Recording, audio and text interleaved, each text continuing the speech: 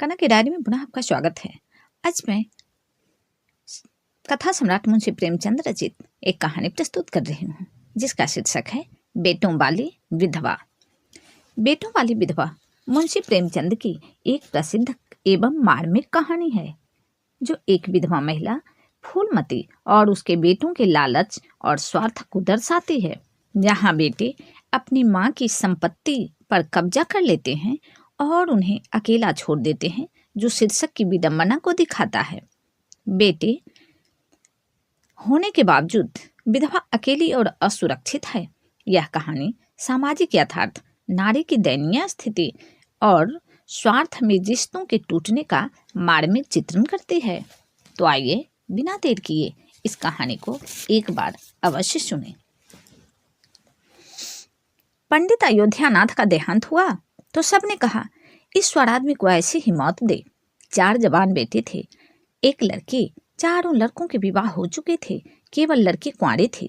संपत्ति भी काफी छोड़ी, एक पक्का मकान, 2 बगीचे, कई हजार के गहने और 20,000 नकद। विधवा फूलमती को वह शोक तो हुआ और कई दिन तक वह बेहाल रही, लेकिन जवान बेटों को सामने देखकर उसे ढाढ़स हुआ। चारों लड़के एक से एक सुशील, चारों बहुएं एक से एक बढ़कर आज्ञाकारिणी। जब वह रात को लेटते तो चारों बारी बारी से उसके पांव दबाते। वह स्नान करके उठती तो सारे छांटते। सारा घर उसके इशारे पर चलता था। बड़ा लड़का कामता एक दफ्तर में 50 रुपये पर नौकर था। छोटा उमानत डॉक्टरी पास कर चुका था और कहीं औषधालय खोलने की फिक्र में था। तीसरा दयानाथ बीए में फेल हो गया था और पत्रिकाओं में लेख लिखकर कुछ न कुछ कमा लेता था। चौथा सीतानाथ चारों में सबसे कुशाग्र और होनहार था और अब के साल बीए प्रथम श्रेणी में पास करके एमए की तैयारी में लगा हुआ था। किसी लड़के में वह दुर्व्यसन, वह छैलापन, वह लुटाऊपन न था जो माता पिता को जलाता और कुल मर्यादा को डुबाता है। फूलमती घर की मालकिन थी। गो की कुंजियां बड़ी बहू के पास रहती थीं। बुढ़िया में वह अधिकार प्रेम न था जो वृद्ध जनों को कटु और कलहशील बना दिया करता है, किंतु उसकी इच्छा के बिना कोई बालक मिठाई तक न मंगा सकता था। संध्या हो गई थी। पंडित को मरे आज 12वां दिन था। कल 13 है। ब्रह्म भोज होगा, बिरादरी के लोग निमंत्रित होंगे, उसी की तैयारियां हो रही थीं। फूलमती अपनी कोठरी में बैठी देख रही थी कि पल्लेदार बोरे में आटा लाकर रख रहे हैं, घी के टीन आ रहे हैं, साग भाजी के टोकरे, शक्कर की बोरियां, दही के मटके चले आ रहे हैं। महापात्र के लिए दान की चीजें लाई गईं, बर्तन, कपड़े, पलंग, बिछावन, छाते, जूते, छड़ियां, लालटेने आदि। किंतु फूलमती को कोई चीज नहीं दिखाई गई। नियमानुसार ये सब सामान उसके पास आने चाहिए थे। वह प्रत्येक वस्तु को देखती, उसे पसंद करती, उसके मात्रा में कमी बेसी का फैसला करती, तब इन चीजों को भंडारे में रखा जाता। क्यों उसे दिखाने और उसकी राय लेने की जरूरत नहीं समझी गई। अच्छा, वह आटा 3 ही बोरा क्यों आया? उसने तो 5 बोरों के लिए कहा था। घी भी 5 ही कनस्तर हैं, उसने तो 10 कनस्तर मंगवाए थे। इसी तरह साग भाजी, शक्कर, दही आदि में भी कमी की गई होगी। किसने उसके हुक्म में हस्तक्षेप किया? जब उसने एक बात तय कर दी तब किसे उसको घटाने बढ़ाने का अधिकार है? आज 40 वर्षों से घर के प्रत्येक मामले में फूलमती की बात सर्वमान्य थी। उसने 100 कहा तो 100 खर्च किए गए, 1 कहा तो 1। किसी ने मीन में न की। यहाँ तक कि पंडित अयोध्यानाथ भी उसकी इच्छा के विरुद्ध कुछ न करते थे, पर आज उसकी आंखों के सामने प्रत्यक्ष रूप से उसके हुक्म की उपेक्षा की जा रही है। इसे वह क्यों कर स्वीकार कर सकती? कुछ देर तक तो वह जब्त किए बैठी रही, पर अंत में न रहा गया। स्वायत्त शासन उसका स्वभाव हो गया था। वह क्रोध में भरी हुई आई और कामतानाथ से बोली, क्या आटा 3 ही बोरे लाए? मैंने तो 5 बोरे के लिए कहा था और घी भी 5 ही टीन मंगवाया। तुम्हें याद है मैंने 10 कनस्तर क्या कहा था? किफायत को मैं बुरा नहीं समझती, लेकिन जिसने यह कुआं खोदा उसी की आत्मा पानी को तरसे, यह कितनी लज्जा की बात है। कामतानाथ ने क्षमा याचना न की, अपनी भूल स्वीकार न की, लज्जित भी नहीं हुआ। 1 मिनट तो विद्रोही भाव से खड़ा रहा, फिर बोला, हम लोगों की सलाह 3 ही बोरों की हुई और 3 बोरे के लिए 5 टीन घी काफी था। इसी हिसाब से और चीजें भी कम कर दी गई है। फूलमती उग्र होकर बोली, किसकी राय से आटा कम किया गया? हम लोगों की राय से। तो मेरी राय कोई चीज नहीं है क्यों नहीं? लेकिन अपना हानि लाभ तो हम भी समझते हैं। फूलमती हक्का बक्का होकर उसका मुंह ताकने लगी। इस वाक्य का आशय उसके समझ में न आया। अपना हानि लाभ, अपने घर में हानि लाभ के जिम्मेदार वह आप है। दूसरों को, चाहे वे उसके पेट के जन्मे पुत्र ही क्यों ना हो, उसके कामों में हस्तक्षेप करने का क्या अधिकार? यह लौंडा तो इस ढिठाई से जवाब दे रहा है मानो घर उसी का है, उसी ने मरमर कर गृहस्थी जोड़ी है। मैं तो गैर हूँ, जरा इसकी हेकड़ी तो देखो। उसने तमतमाए हुए मुख से कहा, मेरे हानि लाभ के जिम्मेदार तुम नहीं हो। मुझे इख्तियार है, जो उचित समझूं वह करूं। अभी जाकर 2 बोरे आटा और 5 टिन घी और लाओ, और आगे के लिए खबरदार जो किसी ने मेरी बात काटी।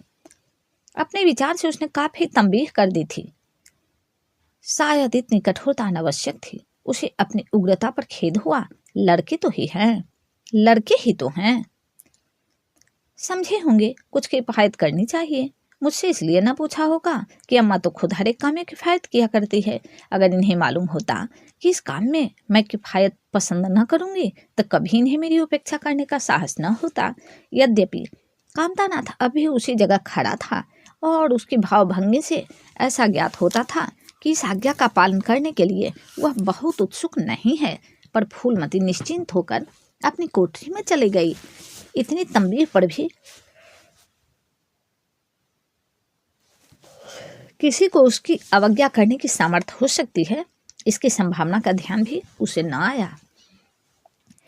पर ज्यों-ज्यों समय बीतने लगा, उस पर यह हकीकत खुलने लगी कि किस घर में अब उसकी इस घर में अब उसकी वह हैसियत नहीं रही जो 10-12 दिन पहले थी। संबंधियों के यहाँ से न्योते में शक्कर, मिठाई, दही, अचार आदि आ रहे थे। बड़ी बहू इन वस्तुओं को स्वामी ने भाव से संभाल संभाल कर रख रही थी। कोई भी उससे पूछने नहीं आता। बिरादरी के लोग भी जो कुछ पूछते हैं कामतानाथ से या बड़ी बहू से। कामतानाथ कहाँ का बड़ा इंतजामकार है। रात दिन भंग पिए पड़ा रहता है, किसी तरह रो धोकर दफ्तर चला जाता है। उसमें भी महीने में 15 नागों से कम नहीं होते। वह तो कहो साहब पंडित जी का लिहाज करता है, नहीं अब तक कभी का निकाल देता। और बड़ी बहू जैसी फूहड़ औरत भला इन बातों को क्या समझेगी। अपने कपड़े लत्ते तक तो जतन से रख नहीं सकती, चली है गृहस्थी चलाने। भद होगी और क्या। सब मिलकर कुल की नाक कटवाएंगे। वक्त पर कोई न कोई चीज कम हो जाएगी। इन कामों के लिए बड़ा अनुभव चाहिए। कोई चीज तो इतनी ज्यादा बन जाएगी कि मारी मारी फिरेगी। कोई चीज इतनी कम बनेगी कि किसी पत्तल पर पहुंचेगी, किसी पर नहीं। आखिर इन सबों को हो क्या गया है। अच्छा, बहुत तिजोरी क्यों खोल रही है। वह मेरी आज्ञा के बिना तिजोरी खोलने वाली कौन होती है। कुंजी उसके पास है अवश्य, लेकिन जब तक मैं रुपये न निकलवाऊं तिजोरी नहीं खोलती। आज तो इस तरह खोल रही है मानो मैं कुछ हूं ही नहीं। यह मुझे न बर्दाश्त होगा। वह झमक कर उठी और बहू के पास जाकर कठोर स्वर में बोली, तिजोरी क्यों खोलती हो बहू, मैंने तो खोलने को नहीं कहा। बड़ी बहू ने निसंकोच भाव से उत्तर दिया, बाजार से सामान आया है तो दाम न दिया जाएगा। कौन चीज किस भाव से आई है और कितनी आई है यह मुझे कुछ नहीं मालूम। जब तक हिसाब किताब न हो जाए रुपए कैसे दिए जाएं। हिसाब किताब सब हो गया है। किसने किया? अब मैं क्या जानूं किसने किया। जाकर मर्दों से पूछो। मुझे हुक्म मिला रुपये लाकर दे दो, रुपये लिए जाती हूँ। फूलमती खून का घूंट पीकर रह गई। इस वक्त बिगड़ने का अवसर न था। घर में मेहमान स्त्री पुरुष भरे हुए थे। अगर इस वक्त उसने लड़कों को डांटा तो लोग यही कहेंगे कि इनके घर में पंडित जी के मरते ही फूट पड़ गए। दिल पर पत्थर रखकर फिर अपनी कोठरी में चली आई।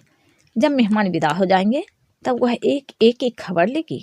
तब देखेगी कौन उसके सामने आता है, कौन क्या कहता है। इनकी सारी चौकड़ी भुला देगी। किंतु कोठरी के एकांत में भी वह निश्चिंत न बैठी थी। सारी परिस्थिति को गिद्ध दृष्टि से देख रही थी। कहाँ सत्कार का कौन सा नियम भंग होता है, कहाँ मर्यादाओं की उपेक्षा की जाती है। भोज आरंभ हो गया। सारी बिरादरी एक साथ पंगतों में बिठा दी गई। आंगन में मुश्किल से 200 आदमी बैठ सकते हैं। ये 500 आदमी इतनी सी जगह में कैसे बैठ जाएंगे। क्या आदमी के ऊपर आदमी बिठाए जाएंगे। 2 पंगतों में लोग बिठाए जाते तो क्या बुराई हो जाती। यही तो होता कि 12 बजे की जगह भोज 2 बजे समाप्त होता। मगर यहाँ तो सबको सोने की जल्दी पड़ी हुई है। किसी तरह यह बला सिर से टले और चैन से सोएं। लोग कितने सटकर बैठे हुए हैं कि किसी को हिलने की भी जगह नहीं। पत्तल एक पर एक रखे हुए हैं। पूरियां ठंडी हो गईं। लोग गरम गरम मांग रहे हैं। मैदे की पूरियां ठंडी होकर चिमड़ी हो जाती हैं। इन्हें कौन खाएगा? रसोइये को कढ़ाव पर से न जाने क्यों उठा दिया गया। यही सब बातें नाक कटाने की है। सहसा शोर मचा। तरकारियों में नमक नहीं। बड़ी बहू जल्दी जल्दी नमक पीसने लगी। फूलमती क्रोध के मारे उठ चबा रहे थे, पर इस अवसर पर मुंह न खोल सकती थी। नमक पिसा और पत्तलों पर डाला गया। इतने में फिर शोर मचा। पानी गर्म है, ठंडा पानी लाओ। ठंडे पानी का कोई प्रबंध न था। बर्फ भी न मंगाई थी।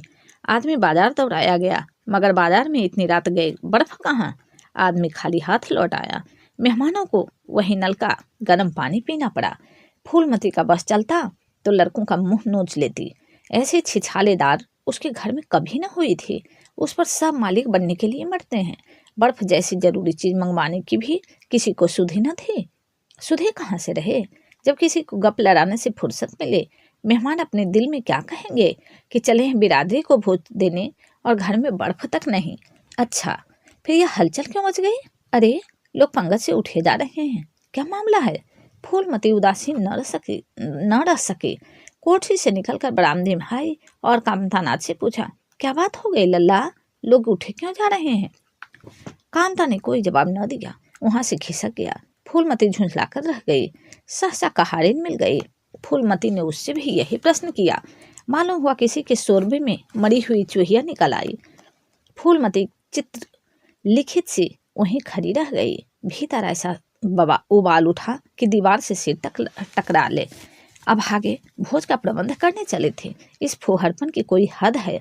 कितने आदमियों का धर्म सत्यानाश हो गया। फिर पंगत क्यों ना उठ जाए?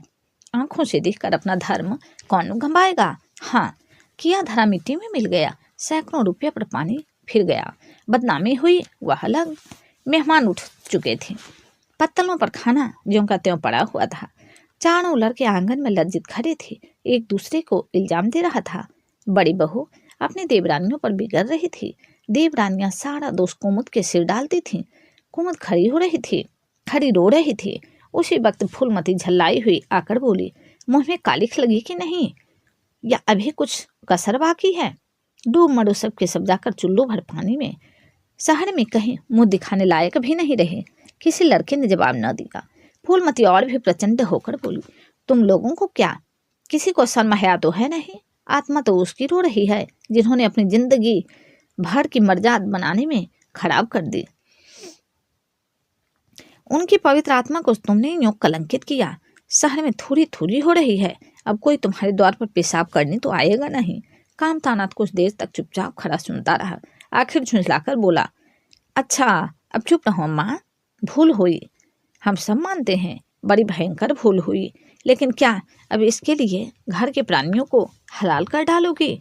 सभी से भूलें आती हैं। आदमी पछता कर रह जाता है। किसी की जान तो नहीं मारी जा सकती।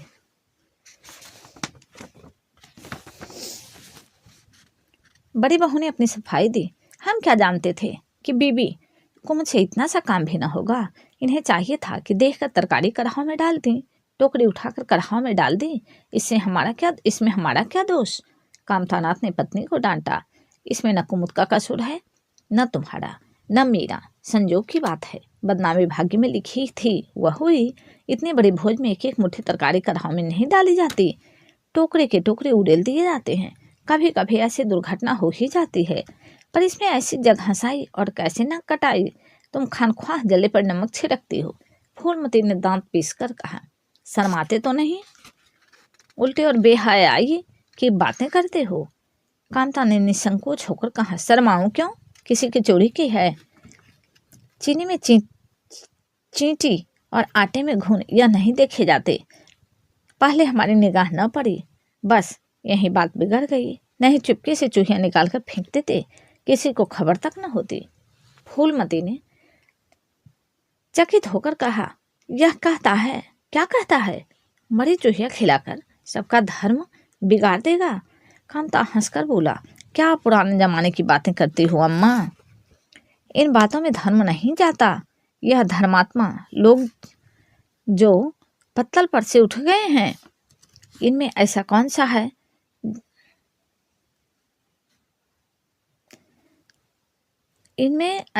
सा है जो भेड़ बकरी का मांस न खाता हो।